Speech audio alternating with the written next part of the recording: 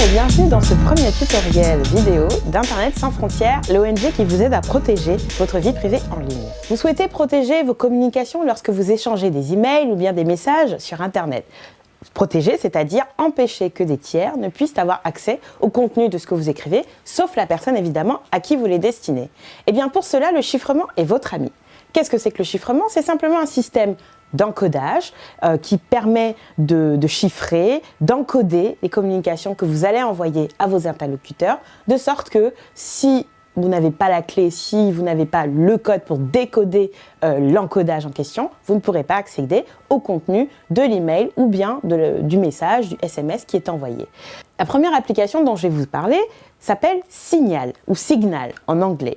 C'est une application de messagerie instantanée de type WhatsApp qui fonctionne exactement sur le même principe, sauf qu'à la différence de WhatsApp, c'est l'outil qui est aujourd'hui le plus adapté et le plus performant en termes de protection de la vie privée, notamment à travers l'échange de messages instantanés. La deuxième application dont je vais vous parler aujourd'hui est une application qui vous permet d'envoyer des emails chiffrés. Vous utilisez tous soit Yahoo, soit Gmail, soit Hotmail, en tout cas une de ces grandes entreprises qui fournit des services de messagerie email. Sauf que vous avez également entendu parler des grands scandales, notamment de hacking des serveurs de Yahoo, notamment par la NSA, l'agence de renseignement américaine, et donc vous ne savez pas, peut-être que vos données ont été espionnées par la NSA, et c'est même presque certain. Donc, pour protéger vos emails, vous pouvez utiliser une application très simple. C'est une application qui s'appelle Thunderbird.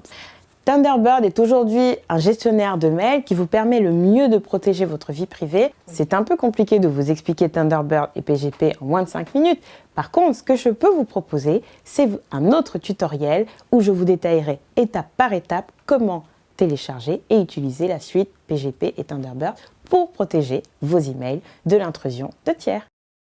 Voilà, c'était le tutoriel numéro 1. J'espère que cela vous a plu. Il y en aura d'autres. Soyez indulgents, c'était le premier. N'hésitez pas à laisser des commentaires, des likes et à partager.